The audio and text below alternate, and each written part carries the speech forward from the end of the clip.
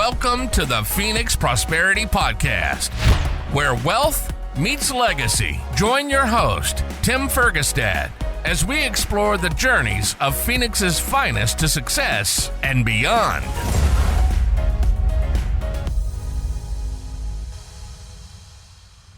Hello, this is Tim Fergestad. Thank you for joining us. I'm very pleased to have Don Fotsch with me here today. He has an extensive experience in leadership, innovation, financial management, and business strategy. And most recently, Don is the co-founder of his latest venture, Battery Detection Solutions AI. So, all sorts of interesting stuff to talk about. I'm excited. Welcome to the show, Don. Thanks, Tim. Good to be with you. All right, neither of us are natives. I'm originally from Minnesota, and I believe you're originally from Wisconsin. Is that right? Yeah, Kate and I are both from Wisconsin, and probably like a lot of people these days, this week is the first weekend of NFL training camp preseason games. So I know you're from Minnesota, I'm from Wisconsin, and the weird thing about that is that there's actually plenty of people in Western Wisconsin who are Vikings fans. And plenty of people in Eastern Minnesota who are Packers fans. But it's still it's a good rivalry, but there's so many messed up the border there. Yep. I'm a Vikings fan. And when my kids were born here in Arizona, my son is a Vikings fan. I tell him, you don't have to be. You can be a Cardinals fan. Yeah. That's funny you mentioned that, right? Because we're kind of like, I would like to see the Cardinals do well, and in fact, the coach lives not too far from here. Oh, cool. So hopefully they'll benefit this year from low expectations. Right. So the Packers play here this year, don't they? I think that's right. I can't remember. I don't know. I should actually check that out. I just know that we're a kind of a week to week. So this weekend we play the Jets preseason game at home. So, I mean, if you're a insane football fan like we are, as a family, you just want to get through preseason without injuries, right? Right? Yep. Okay, excellent. So, I mentioned Wisconsin, but I mean, you've lived in DC, Silicon Valley, Chicago. You've been here for, what was it, 5 years now? Yeah, we've been here about 5 years, where Kate and I both grew up in different parts of Wisconsin. And then I was 10 years, family was 10 years in Silicon Valley with Apple, manufacturing, product development, software development, then back to the Midwest for a chunk of time in Chicago, then out to the East Coast with AOL for a while and Comcast, then back to Silicon Valley with PayPal for 5 years, and then some startup stuff, then back to the Midwest, running the world's largest home delivery pharmacy at Express Scripts. And then more recently, these applied AI startups in the kind of food, beverage, and battery detection and inspection spaces. Okay. Wow, that's a lot of interesting stuff. And imagine, sounds like those are some good companies. Imagine those are all pretty successful ventures, or at least for your part. Yeah, I would say that pretty much all of them were probably in some ways, the most interesting in terms of more recently, the newer companies. So we started one company, then we're now kind of doing three more in the food inspection space, raised a Series A, and I'll tell you, it was probably one of the greatest learning experiences, but not a great outcome. But we had raised in total, I think, about close to $20 million, including a Series A of about 11 million. Okay. And then out of the blue, the lead investor blew the founding CEO out of the company. And I was a co-founder and probably the slightly older, more experienced, when things get crazy, get calm person. And of course, I didn't see it coming either. So I talked to the lead person on the board and I'm like, you secured the death of the company or the demise of the company. And the reaction was, well, I guess we have difference. And everything I told her was going to happen, unfortunately happened. And, so the good news is that I often say to people, when it comes to a young company and quote, getting funding, best way to fund it is to fund it yourself. See Elon, Palmer, Luckey, pick your favorite one. The next best way is to have like Uncle Warren Buffett chip in.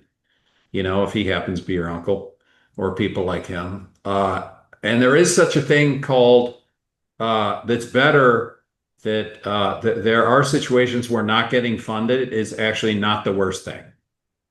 And there's stories, I would say ours probably was kind of one of those where, if you get funded by people who think that like looking at a spreadsheet, let's say, right, Right. is Right. actually running a company, you're better off not getting funded, Right. right? You Right. bootstrap for longer. So actually the three companies that we're now in the midst of building in the food inspection, beverage inspection, and then battery detection spaces, we're bootstrapping all of them. Okay. Excellent. Excellent.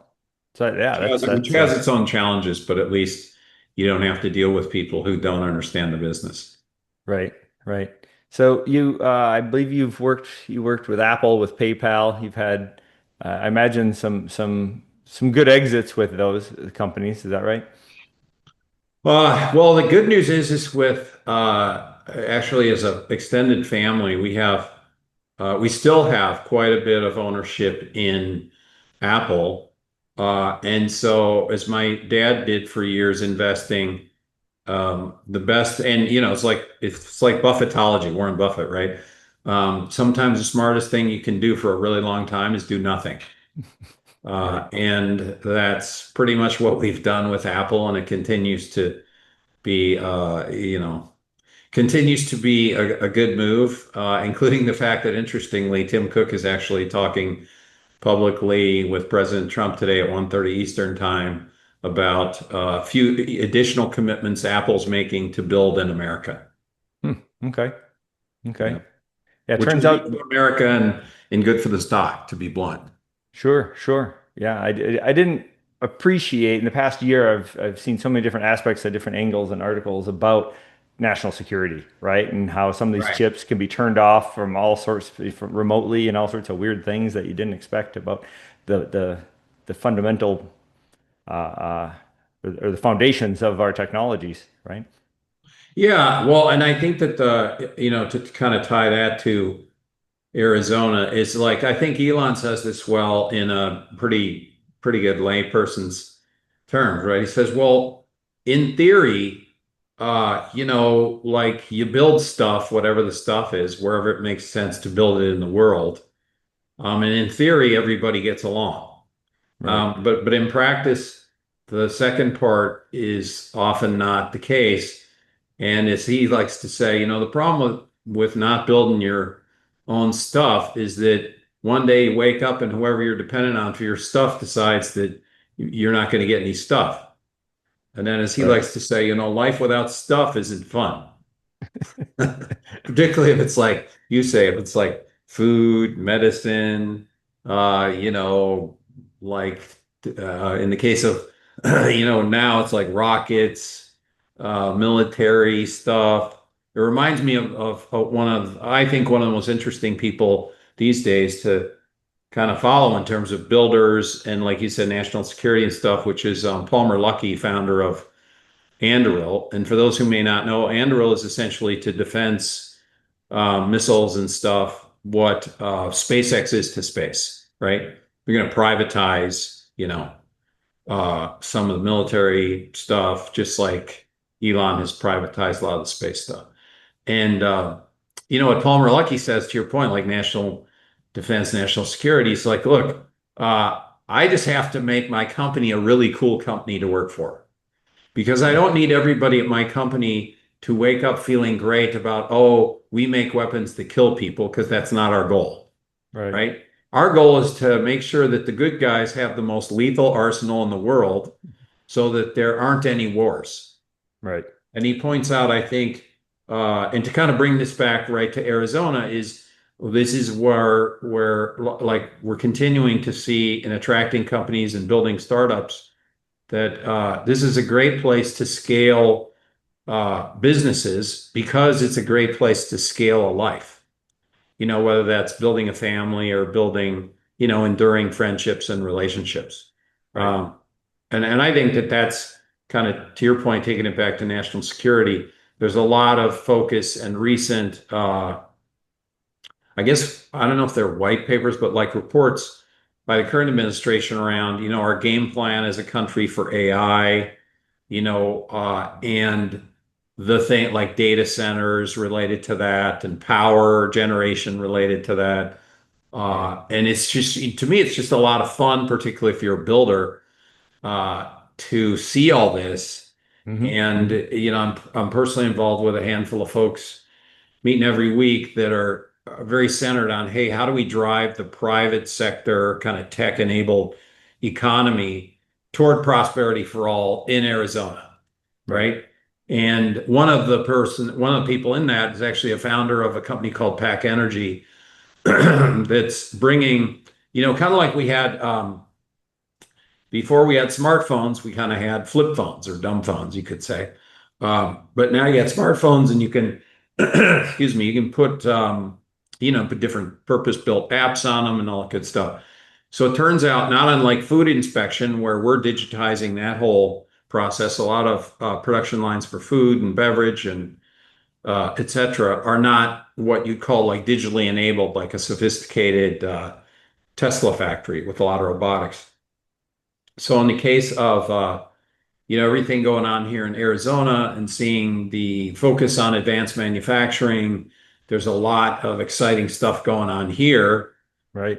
Because it's a really nice overlap between having a lot of the capabilities you need, friendly business environment, good universities, a lot of talent, incumbent companies, plus it's a place that people want to live.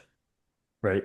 Right. And it's a bit of a melting pot it's a destination for people from all sorts of different areas, right? I even on this podcast, right? It's rare that I have a native on Right.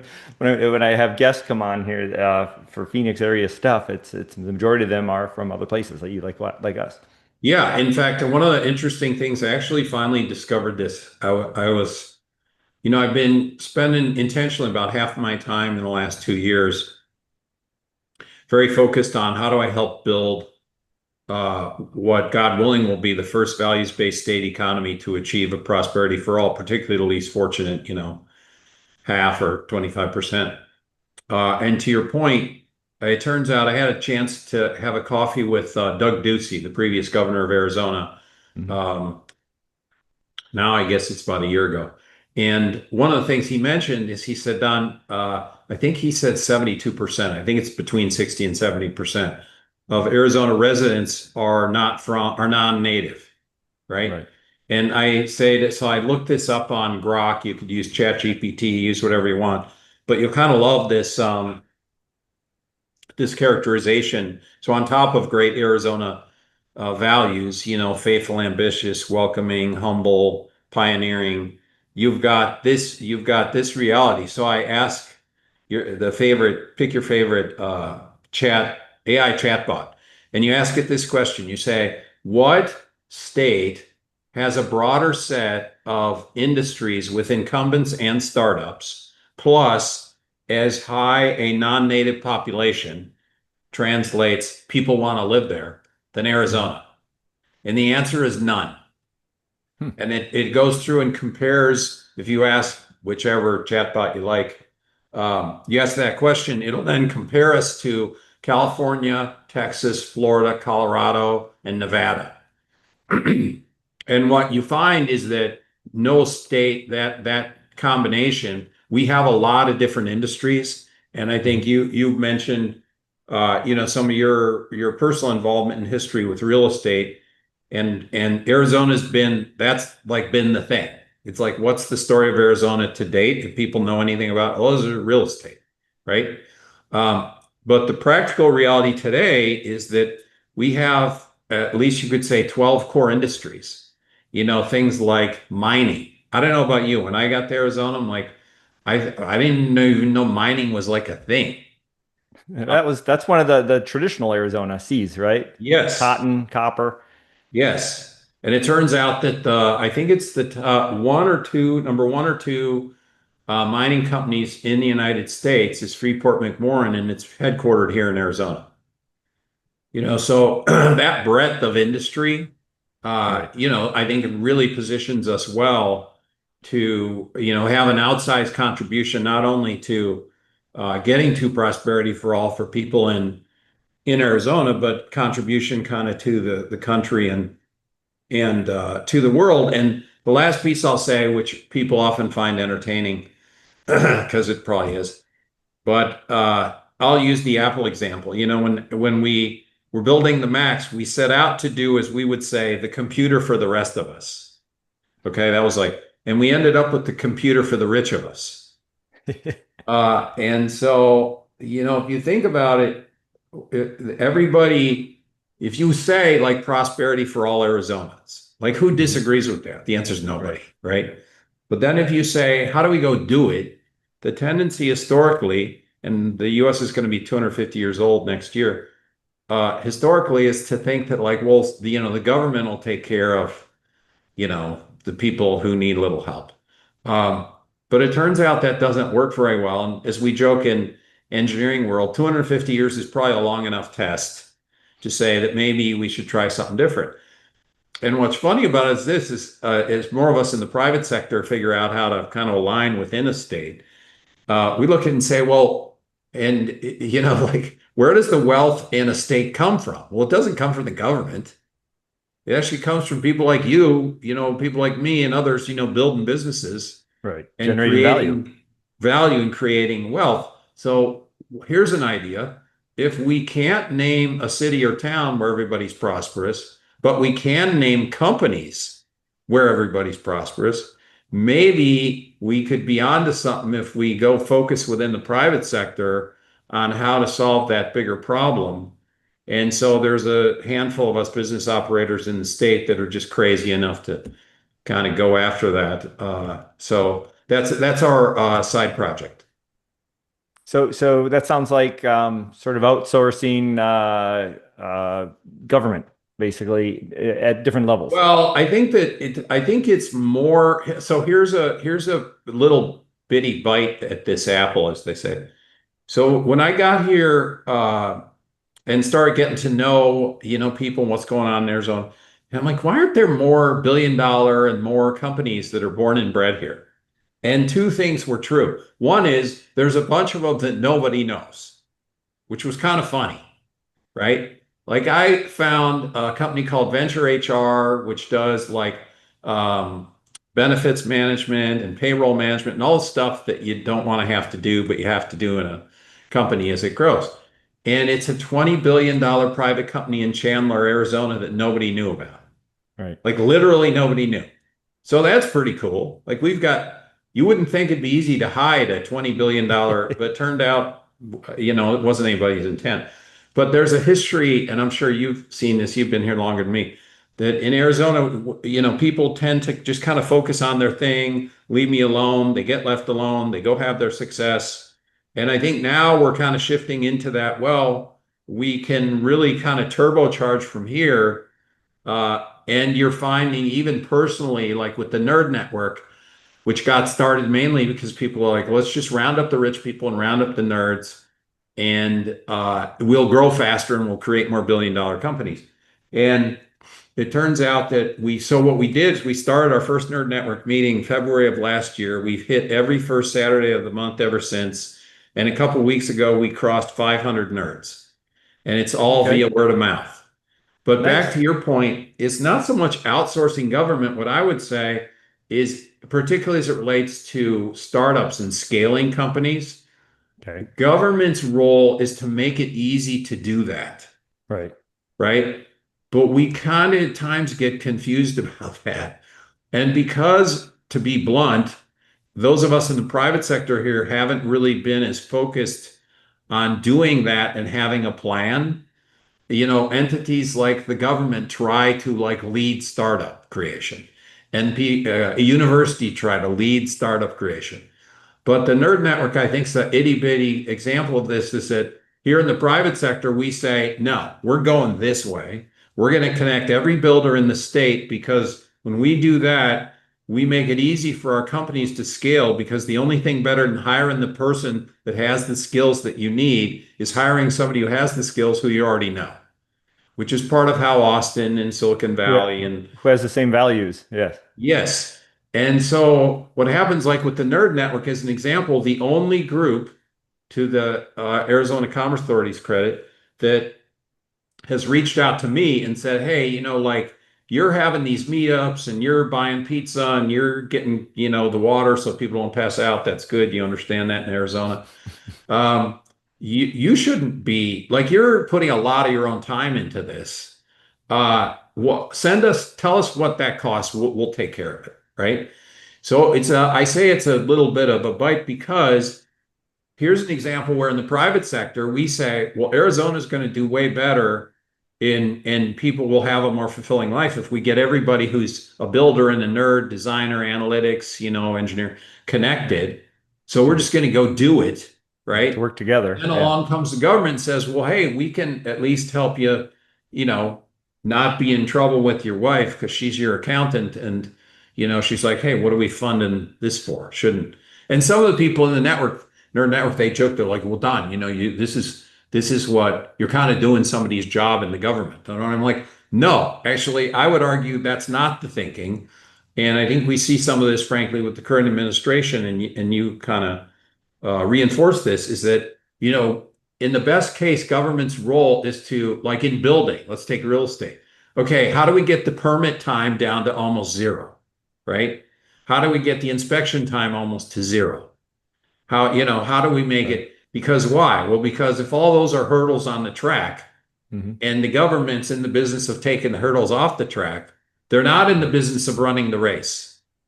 We in the private sector, we're in the business of running the race. But when we work together, then we can make sure that we can, run fast and build great things in Arizona and do that as well, if not better, than any other state in the country.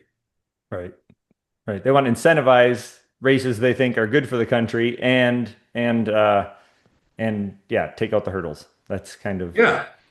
Yeah. I was just, a good example of this is that, like, if you look, there's a lot of coverage, I guess, and I think more opinion than good analysis. For example, like on the tariff stuff, right? Between countries. But it's actually kind of a similar thing in the sense that what's good for everybody is more trade, like more trade that just like makes things, right. free and accessible, right? Right. But what a lot of people don't know, and I've been actually telling some people, in the administration, like, one of the things you guys should do at some point is, once things kind of get to whatever you might call the next equilibrium, where there's a lot more trade actually going in all directions that makes sense, you should go back and lay out for people what was the situation between the US and at least like our top 10 trading partners. Right. Because what a lot of people don't know, and this isn't to pick on India, I love India. But as we sit here today, if you look at 2024, India's tariffs on US goods basically was around 17% last year. And any US tariffs on goods coming into the US was like 2%, Okay. right? And no offense to any country, but I'm sure like we have a bigger store, if you will, right? In terms of what do people buy. I think it's about 15 trillion. So it's kind of goofy. It's like saying, oh, like you have a real estate shop for whatever you have like a storefront, and it's in a high traffic area of Old Town Scottsdale, and you pay half Half the rent that pay, somebody knows. at a worse location. Like it doesn't Right. like, how does that make sense, right? Right. But Right. because we haven't, people just don't know. They don't know what the situation was before, Right. these things. So back to the core point, I think that we're fortunate to have people in government. I think the Arizona Commerce Authority is a good example. Not that they're perfect; none of us are perfect. But I'll give you one example. They were very helpful in making sure that what I predict will be our first $1 trillion public company here in Arizona, which is Axon. They're currently about 60 some billion. They're the leading taser, uh, body cam, and a whole bunch of AI powered technology around public safety and neighborhood safety, and born and bred here in Arizona. And it could have easily, if it wasn't for the fact that the founder, Rick Smith, is from Arizona, went to Chaparral High School and grew up here, that company probably would now be based in Florida. Right. Right. So the good news is like, we're kind of learning, we're still a pretty young state, relatively speaking. But I think that we're increasingly conscious of these important roles, and to the earlier point, getting a little more, a little cleaner alignment between, hey, what does the private sector really need to lead, and when does the public sector? A good Right. example with like big companies like TSMC, big Mhm. existing companies, the government plays a big role, if not a leadership role, in bringing those to Arizona, right? But Mhm. with the companies that we're building from scratch, if you will, the government like you said, needs to be supportive and resist the temptation to lead. And we need to help them with that in the private sector by doing the leading. Right. Right. I'd like to circle back to kind of how we started this podcast too, about how uh, obviously you don't want to be dependent on trade on other countries and other places for essentials, but countries that trade together basically don't bomb each other. Yeah, well, and it's interesting you mentioned that because here's one of if somebody said to you, hey, what's the, best case scenario as it relates to trade, national security, and all stuff. It's like, okay, well, we want peace throughout the world. We want to be on a trajectory of prosperity for all. It's like it's not hard to come up with these things, right? At Right. least conceptually. But for the first time, I'll say in my lifetime, I just turned 65, 2 months ago, and but I refused to grow up, so I got that going for me. And the thing that's wild is for the first time in my lifetime, we actually have somebody running I shouldn't say running the country, but the person who happens to be president, so it's kind of leading the government, who has a extremely deep personal building background uh, around the world. Right. So he looks at everything, and the team kind of looks at everything and says, "You want no wars? Okay, well, who's doing wars?" And then they get the list. It's like, okay, cut them off economically. Do everything Right. we can to cut them off economically.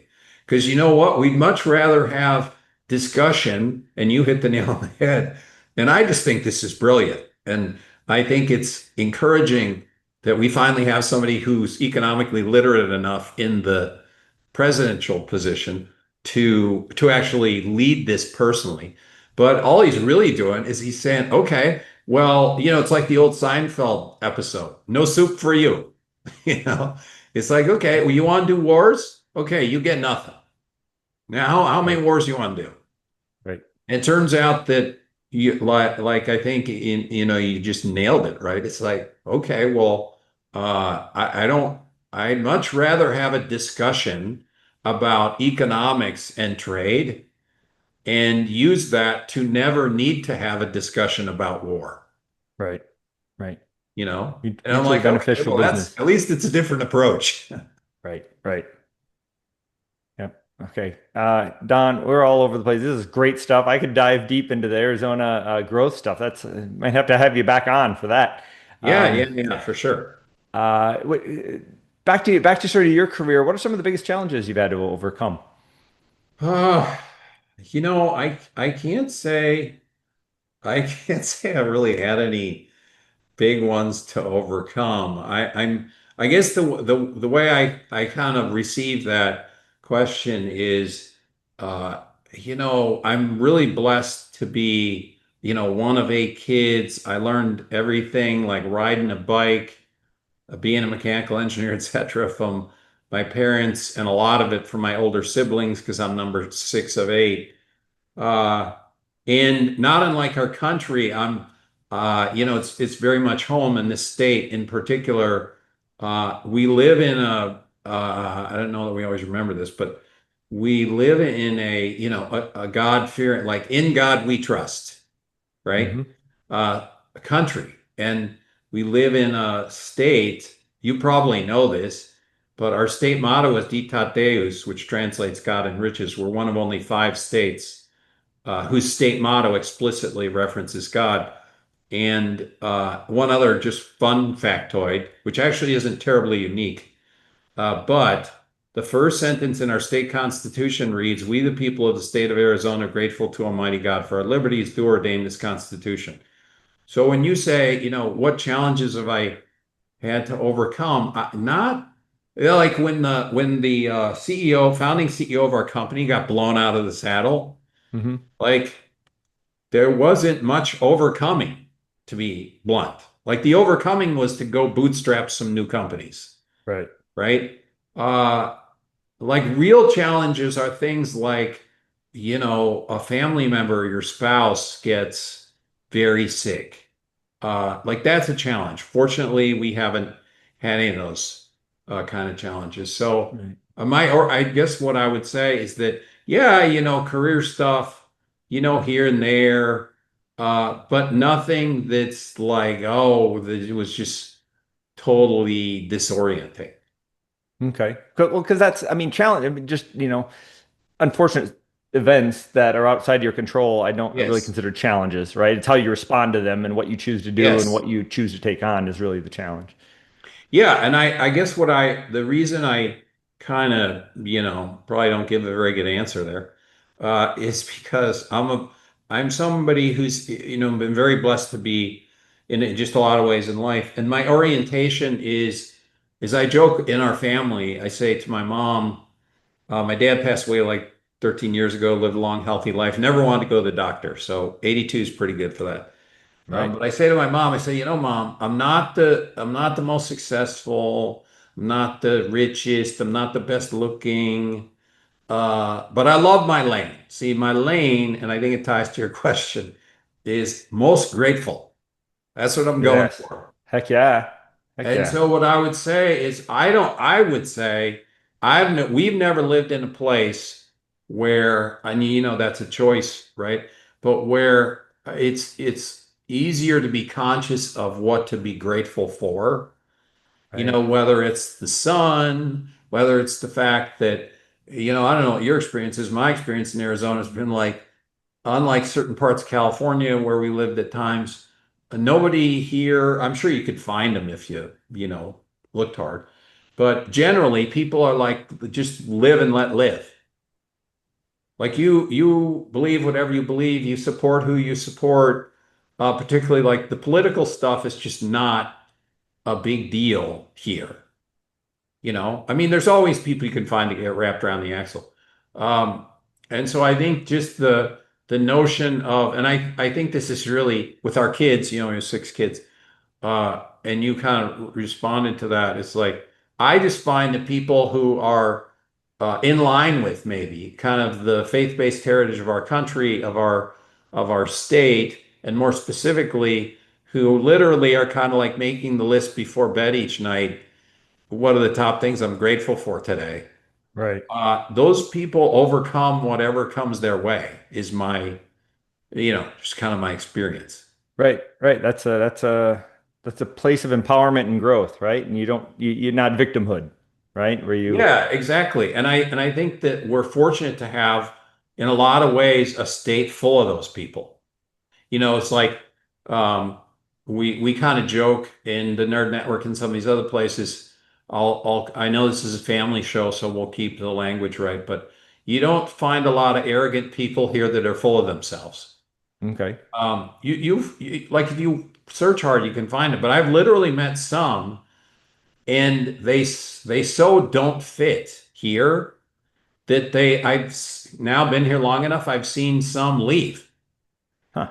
It's like, yeah, if you're full of yourself and everything's about, oh, where you went to school or where you grew up or, what country club you're in or any of this kind of stuff. Um, it's not like we have zero of that. We don't have much of that. Okay. And if you enjoy that, which is, hey, it's, free world, do what you want, you're Right. going to end up leaving because we just don't, it's kind of like, it's kind of like knowing that you're a Vikings fan. It's weird to you and weird to me that there's people who don't love NFL football, right? And so those of us who do, like around here in Arizona, big surprise, there's bars you can go to where they're obsessively focused Packer fans. Yep. There's no shortage of people around here from Minnesota either, so I'm sure you can find a Vikings bar as well. Yep, I've made a bunch of friends here. Yeah. And by the way, the other thing that's really, I think, endearing and unique and to be cherished and nurtured about our state. So now it's probably 2 years ago, a year and a half ago, I had the pleasure of meeting a guy named Kirk Adams. So Kirk Adams was the youngest ever Speaker of the House in Arizona. And he was Speaker in the 2008 financial crisis when we almost didn't meet payroll as a state. Okay. He's a fifth generation Arizonan. And one of the things he said in passing when he was over here for a coffee, whatever it was now, kind of 2 years ago, he said, it goes right to the heart of what you mentioned. He said, Don, Arizona is a place where you can rebuild your life. And and I thought, I was like, that's just in a casual, like, first meet the guy, good guy, tell the story of Arizona. That's not something you expected to hear. No, it's not a typical And phrase, but that's Arizona, right? Wild West, pioneer land, yes. kind of. Yeah. And I'll tell you, the wildest part was the next day. I'm at a clean tech meetup over at JP Morgan's nice space by the Global Ambassador Hotel, and I'm just chatting with some people at this clean tech meetup.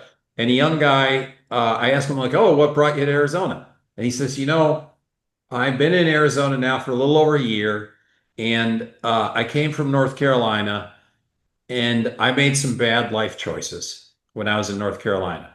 And I've come here to rebuild my life in Arizona, and I'm so grateful to be here.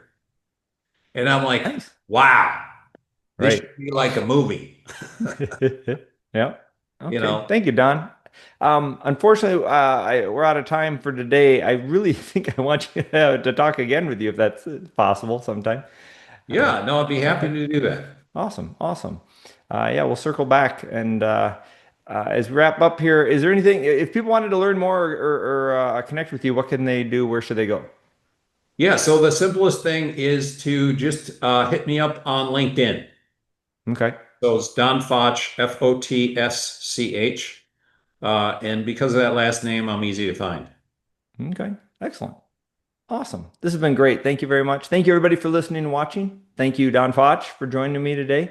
I very much appreciate you sharing your insights and your story, and I look forward to hearing more. Yeah, awesome to speak with you. Okay, great. Thank you. Inspired by our guests? Visit PhoenixProsperityPodcast.com/guest and join us on the show and share your success story with Tim. The spotlight awaits.